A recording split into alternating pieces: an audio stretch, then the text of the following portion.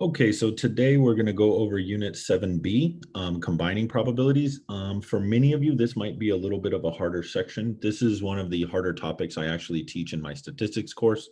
Obviously, we're not going to go as in depth as you would if you took a full-on statistics course, but this is one of the topics that I have found students have a little more difficulty with. So be sure to, come to office hours or whatever, and or meeting times and ask for help. Um, so let's get started. So there's two big things we're going to talk about in this section, end probability and or probability.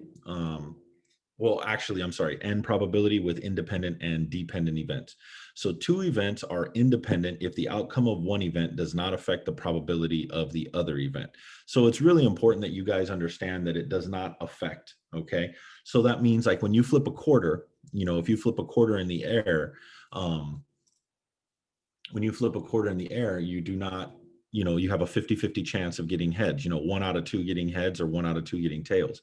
Now, if you flip the quarter again, does it really matter what you flipped the first time based on, or to give you the new outcome on the next flip?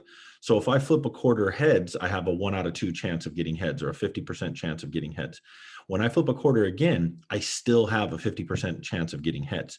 However, what's the probability of doing that twice in a row or 3 times in a row or 4 times in a row? That's when we start getting where there's a little bit of difficulty for students to decide which is which. Okay, so independent events one event does not affect the outcome of the other. If two independent events A and B have individual probabilities, and remember this is how we write probability of A and the probability of B, the probability that A and B occur together is probability of A and B. So you'll also see it written sometimes like this, you guys, A, and then you'll even see this symbol sometimes.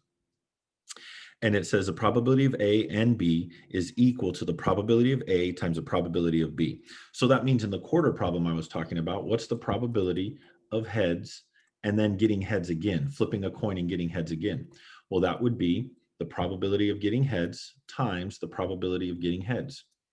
But what is the probability of getting heads? Well, it's 1 out of 2, right? And then 1 out of 2. Okay, so that would be 1 out of 4. Or you guys could have also done it this way. Alternatively, you could have done with decimals 0.5 times 0.5, which is 0.25. Both are correct, depending on what the question asks for. If it asks for fractions, you give 1/4. If it asks for decimal, you give 0.25. Okay. This principle can be extended to any number of independent events. All right. So suppose we're going to roll 3 dice. So what is the probability of rolling 3 6s in a row with a single die? So you pick up a dice, you roll it once, you pick up the die again, you roll it again, and then you pick up a die again and you roll it again. So that's what we're talking about. So the probability of rolling a 6 and 6 and 6. They picked a bad number, 666. That's unfortunate. Okay, so we're going to do the probability of rolling a 6 times the probability of rolling a 6 times the probability of rolling a 6. Now, here's the thing.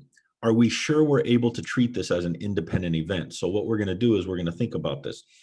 If I roll a 6 on my first roll and I pick up the dice and roll it again, is the dice now changed in any way, or is the probability of rolling a 6 again changed at all? And the answer is no. You roll from one dice to the next, you have a 1 in 6 chance of rolling a 6. On the next roll, you have a 1 in 6 chance. So that's what I'm going to do. I'm going to do 1 out of 6, 1 out of 6, 1 out of 6. And I'm assuming this is 1 out of what, 200 and what would that be? 36 times 6, 216. Let me just double check that on my calculator real quick. Yeah, that'd be 1 out of 216. Now, if they ask for the decimal would be approximately 0.0046. Let's do 4 decimal places. Okay, so once again, depending on how the question is worded, if they want the decimal, you give them that. And if they say round to the nearest, percent, this would be actually 0% if you rounded, or you might even say 0.4 of 1%. So it's not even 1%. It's almost half of 1%, or I guess you could even say 0.5 if you round it off. Okay, but it really depends on the way they word it and how it's asked. Okay, So now notice this is different than if you rolled 2 dice at once, right? The 2 dice at once was one from the previous section where we would say, what's the probability of rolling a 6? And then we would say, well, that could be 3 plus 3. That could be 5 plus 1 or 1 plus 5. That could be 2 plus 4 or 4 plus 2. Notice this is different, okay? So this is a different style. This is saying you roll one after the other, okay? So this is an AND probability. So now AND probability, and the other thing I want to remind you of is when you're doing AND probability, think multiplication. Okay, so N probability is all about multiplication. OR probability is all about adding and subtracting. Okay, so two events are dependent if the outcome of one affects the probability of the other event. The probability that dependent events A and B occur together is, okay, so what we're going to do is we're going to write down that formula real quick. So in your book, this is how they write it: probability of A and B. Now, this is for dependent events, meaning that the first event affects the outcome of the next event. Like probability of getting wet going outside if it's already raining or something like that, right? Or it's going to rain today. So there's a lot of events that are connected. So probability of A. And in general, whatever is written first, that's usually the one I write first, but it doesn't have to be that case. It's just the way I kind of was taught to do it. Times the probability of B given A. Now, what this means is that what's the probability that B occurs given that you know A has already happened? You're saying that A has already happened. So I like to write it like this. So you'll see me write it like this: probability of A times probability of B. And then I do this little line, given A has already occurred. So this line right here means given. Okay, so the probability of B given A has already occurred. So I'll write that a lot of times in the notes, or if you talk to me in class, where probability of B given A is the probability of event B occurring given that A has already happened. Okay, the occurrence of event A has already happened. So let's move on. So example of jury selection. A 3-person jury must be selected at random from a pool that has 6 men and 6 women. What is the probability of selecting an all-male jury? Okay. So let's write that out. Probability of all male jury. Okay. Now, what does that look like, in terms of like notation? So what I'm going to do is probability of male and male and male, right? So that means we're going to select 3 people. Now, understand there are 12 people to select from, 6 men and 6 women. So this is actually going to be probability of male times probability of male times probability of male, if it were independent. So this is if it were independent. But here's the problem. Okay, now let's think about this. Okay, so let's suppose on the first selection you get a male, right? So on the first selection you get a male. So what's the probability of getting a male? That is 6 out of 12, right? But now on the next selection, now let's remember, on the next selection, how many people are actually left? Well, there's only 11 people left because you already chose somebody for the first selection. So now there's only 11 people left. And how many of them are male? Well, there's only 5 now because you chose them to be male, or the first person you chose was male. So now let's say on the second draw, we also got a male. What was the chance of that happening? Well, that would be 5 out of 11. Okay. So now let's on the third draw, how many males are left in the selection pool? Well, there's only 4 males left because we've already chosen 2. And there's only 10 people left in the entire pool. So this is how we can actually do this. Now, let me do some cleanup here. Let's see here. This is actually 1 and this is actually 2. This is actually 1 and this is actually 2. This is actually 1 and this is actually, I'm just doing cross canceling. And then this cancels and this cancels, 1 and 1. So we get 1 out of 11. That's what it looks like. Yep. Which is approximately 0.0909. For probabilities, I normally use 4 decimals. I'm not sure what your homework will ask for, but I usually use 4. Okay. Let me just make sure on my calculator, or let me do it over here, some little scratch work. 1/2, 5/11, 2 out of 5. Cancel, cancel, cancel, cancel. Yeah, that would be right. I just wanted to make sure I did it right. Okay. So 12.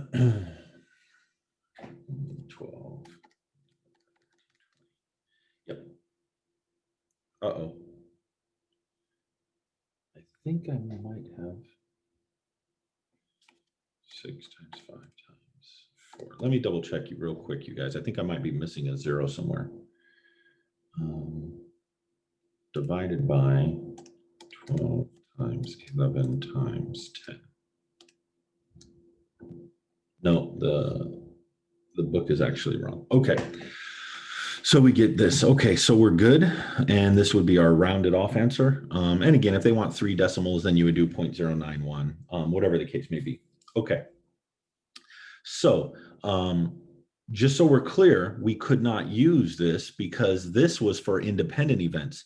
And obviously, if you take somebody out of a pool and there's less people than there was beforehand, that changes the event. So this is what dependent events do. They change one event to the next, okay? Just like if you were drawing cards. So suppose I wanted to do a card problem. Okay, so suppose I was going to do a card problem and I said, find the probability of drawing 2 cards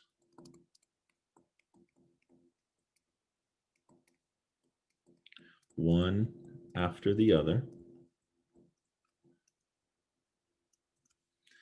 and getting the first card to be a king and the second card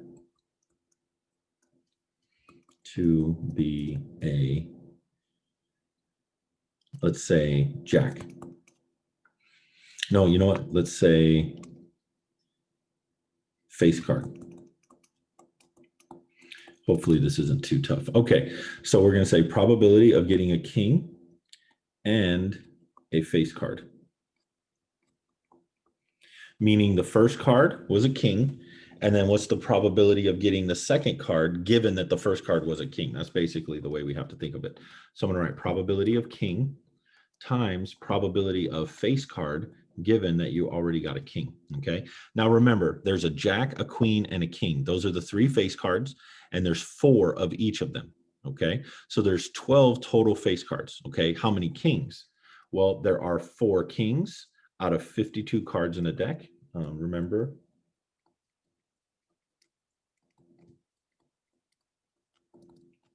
in a standard deck. Okay, so there's 52 cards in a standard deck. So there's 4 kings. So what's the probability of getting a king on the first card? Well, that's 4 out of 52. Now we're going to multiply it by the probability of getting a face card, given that you already knew a king was drawn. So that technically means there's only 11 face cards now because we already drew a king. And then how many cards are left in the deck? 51. So let's do this on our calculator.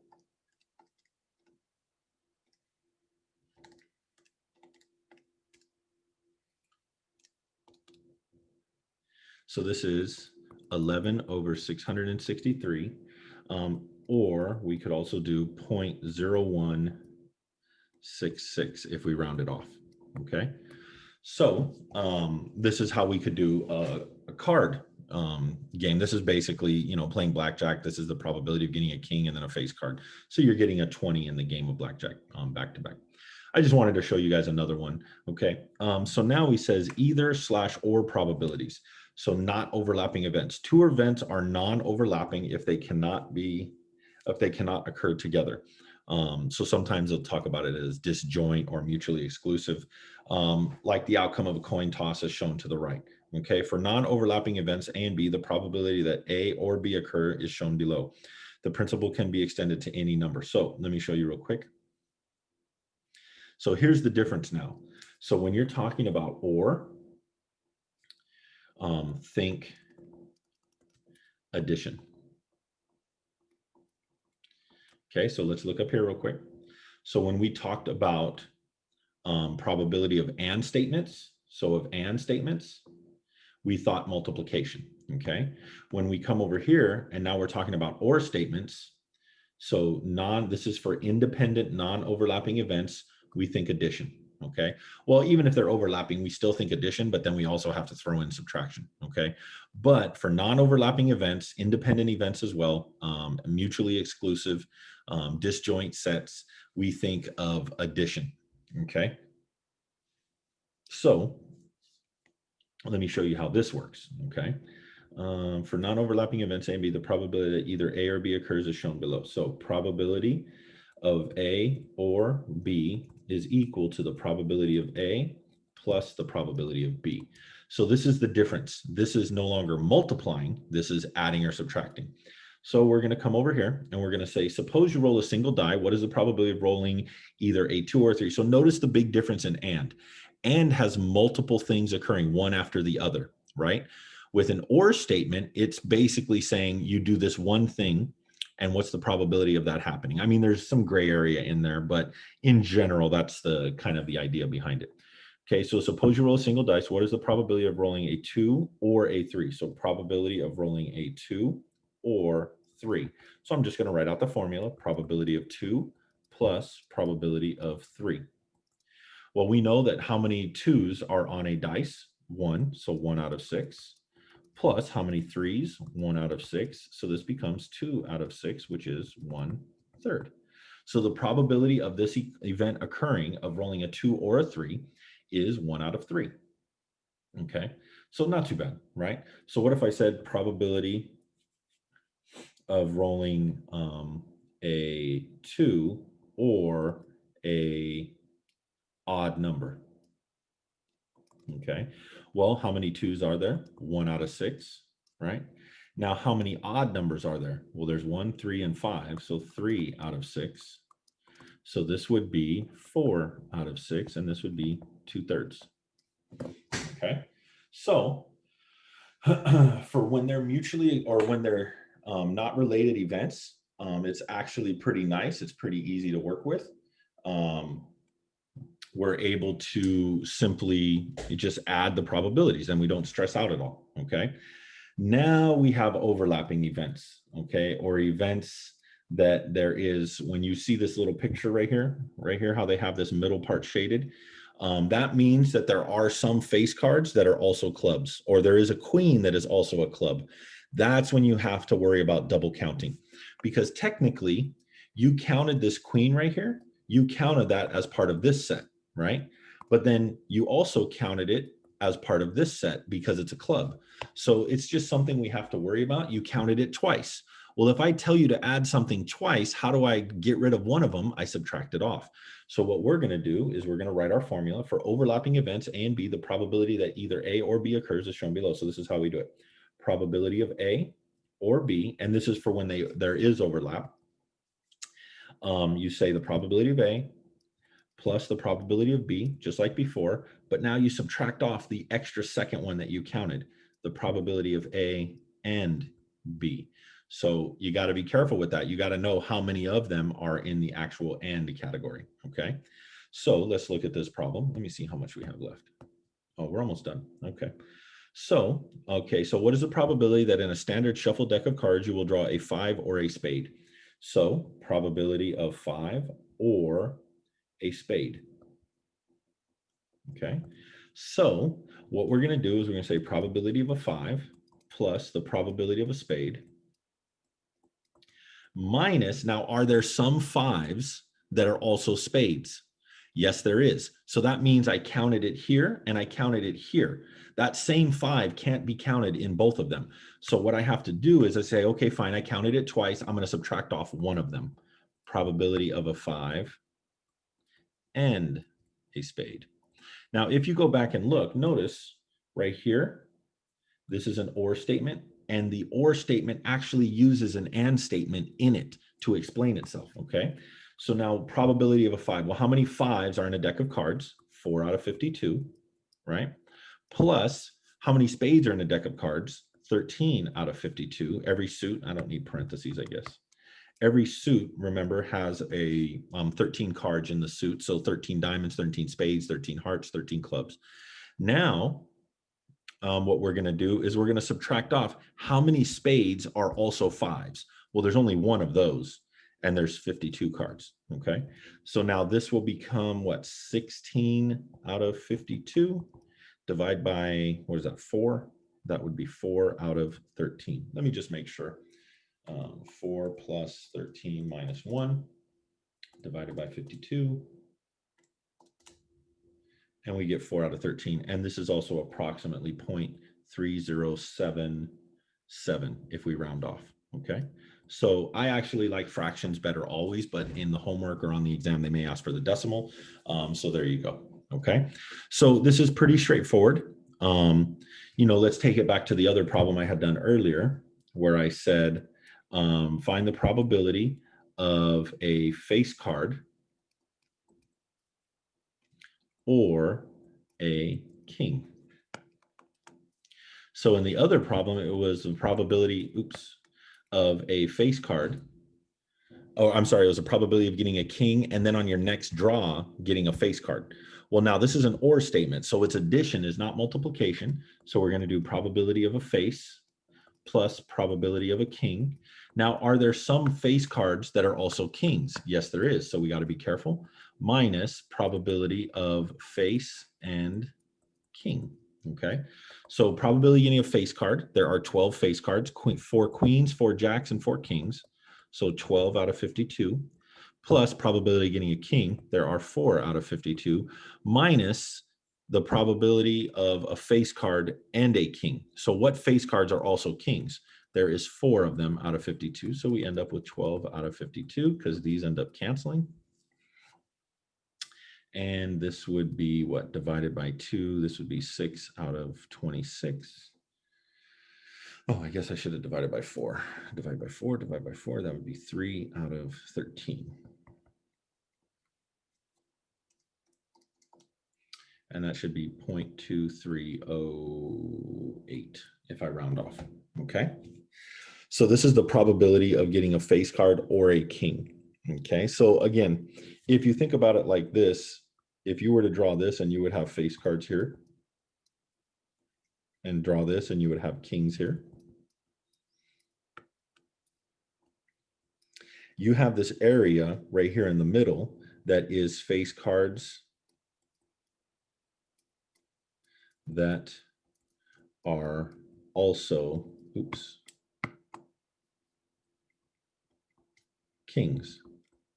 And there's 4 of them. So this little space in the middle right here would be 4 out of 52. Okay, there are 4 face cards that are also kings. Very similar. I like their drawing up here that's from your book. Very similar. We would have like our 4 kings right here, right? Let me use a highlighter.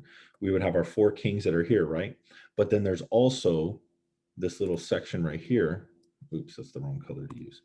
There's this little section right here that would also have face cards that are also kings. So that's just something to think about. You really have to account for all of this while you're doing these problems. Okay, so the at least once rule. So suppose the probability of event A occurring in one trial is probability of A. If all the trials are independent, the probability that event A occurs at least once in n trials is shown below.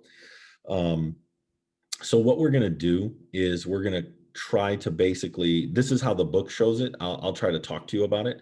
So the probability of at least one event A in n trials. So let's look at an example problem. I think that's the best way to talk about this. It says, use the at least once rule to find the probability of at least one head when you toss 3 coins. So probability of at least one head on 3 tosses. That's kind of the nice thing is you see all of this. I mean, this is a lot to write, but I can just write it out. That's kind of the nice thing about probabilities is, again, they don't want you to write it like this. They would prefer you to write it like this: probability that X is greater than or equal to 1, where you would come over here and you would say X equals number of heads in 3 tosses. So that means that X could be 0 heads, it could be 1 head, it could be 2, or it could be 3. However, for our problem, we want at least 1 heads on 3 tosses. okay? So what they basically said with this rule up here is they say, well, forget about trying to find that because that's a little bit more advanced. Let me think. Yeah, so when you do stuff like that, you have to think for all the different possible outcomes. There could be, heads, no heads, no heads. Or I guess you could say, well, there could be heads, tails, tails. There could be heads. I'm sorry. There could be tails, heads, tails. There could be tails, tails, heads. There could be, is that the only way? Okay, so those three things, we would have to find all those probabilities. I feel like there should be one more, but maybe that's it. Or it says at least one. So then it could also be heads, heads, tails, heads, oops, heads, tails, heads. It could be heads, heads, heads, right? Those are all at least one heads. And you can keep going. I think there's a few more, but you guys understand you'd have to find each one of these. This would take forever. So what they're saying is when they say at least once, what you can do instead is you could say, well, what's the chance that that doesn't happen? So you find the probability of no heads and then do 1 minus that. Remember, everything has to add up to a total probability of 1. Okay. So if at least once means 1 heads, 2 heads, or 3 heads, well, what's the only situation where that doesn't have any heads? That would be no heads. So what we do is we do 1 minus that probability. Okay. So what I'm going to do is I'm going to say 1 minus the probability of no heads, no heads, no heads. Okay. So let's see what that looks like. 1 minus. Now, what's the probability of not getting heads? So use the at least once rule of no A in N trials. Okay. So what's the probability of that? All right. So think about that a second. So what we're going to do is, oops, let me turn the page real quick. So what we're going to do is we're going to say, well, wait a minute. Okay. What's the probability of not getting heads on the first toss? Right? Now, does the next toss of the coin affect or does the previous toss affect the next one? No. So it's 1 out of 2. And then what's the previous one? Well, it's 1 out of 2 again, right? So that's where they get this from. You see how it says not A to N number? That's a fancy way of saying, well, we know that you're just doing the same probability 3 times or 4 times or 5, whatever it is. So they do it to that power. So I could easily rewrite this as 1/2 cubed, which is 1 minus 1/8, which is 7/8. So the probability of at least 1 heads is the same as the probability of 1 minus no heads, which is 7/8. Okay, so that's how you can do those type of problems. Again, they're a little more difficult because you have to think, wait a minute, technically I should have to find, you guys understand, you should have to find all of these. You should have to do all of these and then add all those up, and that would be the correct answer. But what this is telling you is there is a faster way when it's at least 1. Now, if it was at least 2, it's harder, but like at least 1, that's why there's a special formula for it. Okay, so they say at least 1 and we get 7/8. Okay. Okay, so let's look at this. You purchase 10 lottery tickets for which the prize probability of winning some type of prize on a single ticket is 1 in 10. What is the probability that you will have at least one winning ticket among the 10 tickets? So that means that there's a chance on this lottery of 1 out of 10. So the probability of winning equals 1 out of 10. Okay. So now they want to know what's the probability that you have at least one winning ticket. Now you understand if there's 10 tickets, right? How many different possible ways could I write this to have at least one of them winning? Well, I could have a win, win, win, win, win, no win, no win, no win. And you guys understand, I could do this like hundreds of times. There's all these different scenarios that I would have to come up with and then add them. Or I can use the formula above, which says probability of at least one winning ticket. So what we're going to do is we're going to do the 1 minus, and now we're going to subtract the probability of no winning tickets. So what's the probability of no winning tickets? Well, if a winning ticket is 1 out of 10, what's a losing ticket? Wouldn't it be 9 out of 10? And then how many of those are there? How many losing tickets would we have to get in order to get no winning tickets? Well, that would be 10, right? 10 out of 10, all losing tickets. Now, another way you can do it on your calculator, you can just do 1. Now, 9 over 10 is just 0.9, so you can do 0.9 to the 10th. And let's do 1 minus 0.9 to the 10th on our calculator. And I get 0.65, let's say 13. Let's estimate. 0.6513. I use 3 decimal places. Okay. And that's it. That's all there is to it. Okay. So it's really not that bad, but when it comes to this idea, it's not that the math is hard, it's that you got to recognize it when you see it. When they start using at least 1, that's when you start worrying, oh boy, I'm going to have to do this whole thing. So go back and make sure you write down this formula in your notes. This is definitely something you'll need for some of these more tricky problems. And if you guys have any questions, feel free to come to office hours or see me in the meeting times. Okay. All right, you guys, that'll do it for this video. Thanks for watching.